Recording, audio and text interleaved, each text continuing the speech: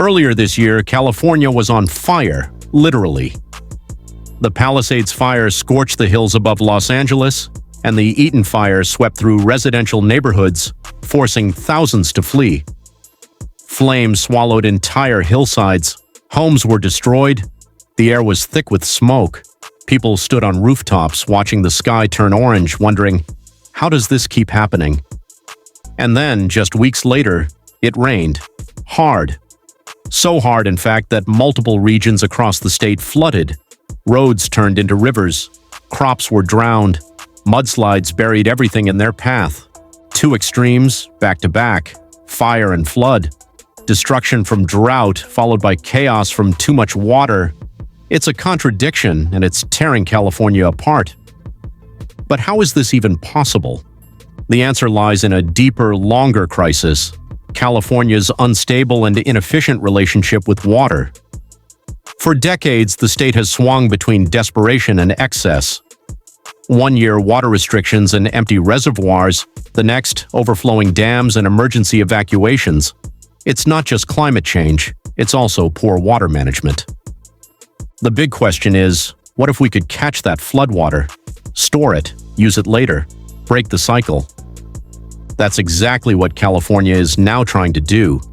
The state has greenlit one of its most ambitious infrastructure projects in decades, a massive artificial lake built in the middle of a dry, forgotten valley. The idea? Capture excess water from the Sacramento River, store it, and release it during times of drought. But the project, called the Sites Reservoir, isn't just an engineering challenge. It's an environmental gamble, a political fight, and a multi-billion-dollar bet on the future. Is it a game changer or a mistake waiting to happen? Let's break it down. California's water paradox is one of the strangest and most frustrating in the world. It's a place constantly in crisis, not because it lacks water entirely, but because it can't manage what it has. In the last decade alone, the state has endured some of the most intense droughts in recorded history. In 2021, Governor Gavin Newsom declared a statewide drought emergency, urging Californians to cut back their water usage by 15%. That emergency lasted more than 1,000 days, yet during that same window, California was hit by historic floods. In early 2023, a series of atmospheric rivers, massive storm systems, dumped record-breaking rain and snow across the state. Highways were submerged, entire towns flooded, crops were destroyed, and yet, just a few months later, water restrictions returned. How is this even possible? Here's the issue. Most of the water California gets during storms simply disappears. It rushes off hardened city streets, flows through drainage systems, and empties into the ocean. The ground, often parched from drought, can't absorb the water fast enough. And even when reservoirs capture some of it, there's not enough capacity to hold onto it long term. So dams open their spillways, and just like that, the precious water is gone. Flood, drain, dry, repeat. This vicious cycle affects everything: agriculture, housing, wildfire intensity, and water bills. One year, farmers face crop failure from lack of irrigation. The next, their fields are destroyed by erosion and runoff. And every year, Californians are left to wonder, why hasn't this been fixed? Part of the problem is that California's water system was designed for the 20th century, a time when the state had fewer than 20 million people and a more predictable climate. Now, with over 39 million residents and increasingly chaotic weather patterns, that outdated system is cracking under the pressure. This isn't just about efficiency anymore, it's about survival. That's why California is doubling down on infrastructure. The Sites Reservoir is seen not as a bonus, but as a potential lifeline, a tool to break the drought flood cycle. But before we dive into how it works, we need to understand where this idea came from and why it took more than 70 years to become real. California's struggle with water isn't new. In fact, it's been going on since before it even became a state. Much of California's land is naturally dry, especially in the south and central regions. When American settlers arrived in the 1800s, they found the soil rich but the water scarce. Farming was difficult. Cities couldn't grow without reliable water sources. As the population exploded in the 20th century, California needed a solution. So, in the 1950s, the state launched one of the most ambitious water projects in U.S. history, the State Water Project, or SWP. The idea was simple but massive: capture water from the wet north and deliver it to the dry south. To do that, the state built a vast network of dams, reservoirs, aqueducts, and pumping stations. More than 20 major dams were constructed, including Oroville Dam, still one of the tallest in the country. This system wasn't just big, it was revolutionary. Water from the Sierra Nevada was channeled hundreds of miles across valleys and over mountain ranges, reaching cities like Los Angeles and irrigating farmland in the Central Valley. The California Aqueduct became the backbone of the system, transporting millions of gallons of water every day. And for a time, it worked brilliantly. But even back then, the system had its limits. In the 1980s and 90s, plans to expand the SWP further were halted. The cost was staggering, and the environmental consequences became harder to ignore. Dams disrupted river ecosystems. Fish populations, especially salmon and steelhead trout, declined rapidly as their migration routes were blocked. Environmentalists pushed back, legal battles intensified, and eventually California put a stop to most new water infrastructure. Meanwhile, the population kept growing. When the SWP was designed, California had around 15 million people. Today, that number has more than doubled. The infrastructure stayed the same, the demand doubled, and the climate, it got more extreme. Now the system is stretched to its limit. Reservoirs can't hold enough, aqueducts struggle to keep up, and every drought feels worse than the last. That's the backdrop for the Sites Reservoir, a new idea, decades in the making, born from a system that's no longer working. To understand why this project matters so much today, we need to look at what it's trying to fix and how it plans to succeed where others failed. Just a few hours north of Sacramento lies a quiet, unassuming valley, mostly dry, sparsely populated, surrounded by rolling hills and dusty cliffs. There's no official town here, but if you look on a map, you'll find a name: Sites. For decades, this valley was largely forgotten, but now it's at the center of California's most ambitious water infrastructure project in over half a century, the Sites Reservoir. The idea isn't new. In fact, engineers identified the valley as a potential reservoir site back in the 1950s during the planning stages of the original State Water Project. But back then, the location was deemed too expensive and too logistically complicated. Instead, the state focused on building in areas that were easier to access and closer to existing infrastructure. Still, the Sites Valley never disappeared from the conversation. Over the years, it remained a maybe someday location in state planning documents, a place that could be developed if California ever got desperate enough. That desperation has now arrived. Worsening droughts, increasingly erratic rainfall patterns, and rising population pressure have forced California to revisit old ideas with new urgency.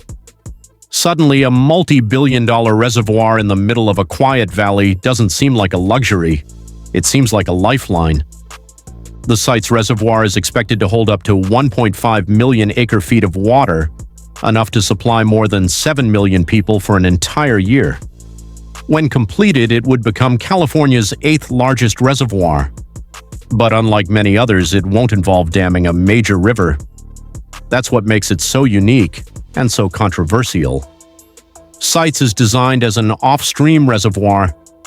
Instead of sitting directly on a river, it will collect excess water from the Sacramento River during winter storms and snowmelt. This diverted water, which would otherwise rush out to sea, will be pumped into the valley and stored for use during dry periods. This method reduces harm to fish populations and ecosystems that are typically disrupted by large dams. It also means the reservoir can act more like a sponge, soaking up water when it's available and holding it until it's desperately needed. To pull it off, the state will build 2 massive dams, the Sites Dam and the Golden Gate Dam, as well as several smaller auxiliary barriers. These will seal the valley and create a watertight basin nearly 14 miles long and 4 miles wide, with depths reaching 260 feet. Massive canals and energy-intensive pumping stations will bring the water in, and during dry seasons, some of that energy will be recovered using hydroelectric turbines as the water is released. Construction officially began in 2024. If all goes according to plan, the Sites Reservoir will be operational by 2030. After more than 70 years as a concept, it's finally happening, but building it is only half the story. The real question is whether it can live up to the promise and who might pay the price if it doesn't. The engineering behind the Sites Reservoir is as ambitious as the project itself. Turning a dry valley into one of California's largest water storage systems isn't just about pouring concrete and hoping for the best. It's a logistical puzzle, a technical marvel, and an environmental balancing act, all rolled into one. At the core of the project are two massive dams, the Sites Dam and the Golden Gate Dam, both positioned on the eastern edge of the valley. These aren't just walls of concrete, they're engineered structures capable of holding back millions of tons of water, standing hundreds of feet tall and spanning wide sections of rugged terrain. To fully enclose the valley, several smaller auxiliary dams will also be constructed in low-lying areas, essentially sealing the entire landscape into a watertight container. But there's a catch. There's no river running through this valley. Unlike traditional reservoirs, Sites isn't being built on a natural waterway. Instead, it's what's known as an off-stream reservoir. That means water must be brought in, pumped in, actually, from the Sacramento River, roughly 25 kilometers away. During the rainy season, when river flow is high and flood risks increase, water will be diverted from the river through a complex system of canals and pipelines. These intake systems will be equipped with cutting-edge fish screens designed to protect aquatic life, especially endangered species like Chinook salmon. Of course, pumping water uphill isn't cheap. It demands massive amounts of energy. But engineers have built in smart solutions. The pumps will mostly run during off-peak hours when electricity is cheaper, and when water is released later on, it will flow through hydroelectric turbines, helping to recover some of that energy. This closed-loop design adds a layer of sustainability to the project. Sites isn't just storing water, it's generating power, supporting wildlife, and stabilizing ecosystems. For instance, during California's blistering summers, when river levels drop and water temperatures spike, Sites can release cold water to help maintain fish habitats downstream. That alone could be a game-changer for local biodiversity. To manage it all, the reservoir will be outfitted with advanced sensor networks, measuring everything from water levels and flow rates to soil movement and air temperature. Operators will have real-time data to make fast, informed decisions. There are geological challenges too. The area is seismically active, so all infrastructure must meet strict earthquake resistance standards. Every dam, pump, and tunnel must be built with redundancy and safety in mind. In short, Sites Reservoir is more than a body of water. It's a living, breathing machine, designed not just to function, but to adapt to California's unpredictable future. But even the most brilliant engineering can't escape one thing: human disagreement. And that's where the real challenges begin. Not everyone sees the Sites Reservoir as a win for California. One of the biggest concerns is the cost. Estimates suggest the project could exceed $4 billion, and to pay for it, the State Water Project may have to raise water rates significantly. Some analysts predict increases of up to 300% for certain regions. That raises a critical question: what good is more water if people can't afford to use it? Environmental groups are also raising red flags. While the reservoir won't block the Sacramento River directly, it will still divert large volumes of water that fish and ecosystems depend on. Critics worry that even with advanced fish screens and timing strategies, the pumping process could still disrupt fragile migration patterns and spawning seasons. There's also the question of equity. Some argue that the water from Sites Reservoir will primarily benefit agricultural giants and wealthy districts, while poorer, underserved communities continue to struggle with access and affordability. Add to that the uncertainty of climate change. What if future storms aren't strong enough to fill the reservoir? What if the investment doesn't pay off? Supporters argue the project is a necessary risk, that doing nothing is far more dangerous, but the debate is far from settled.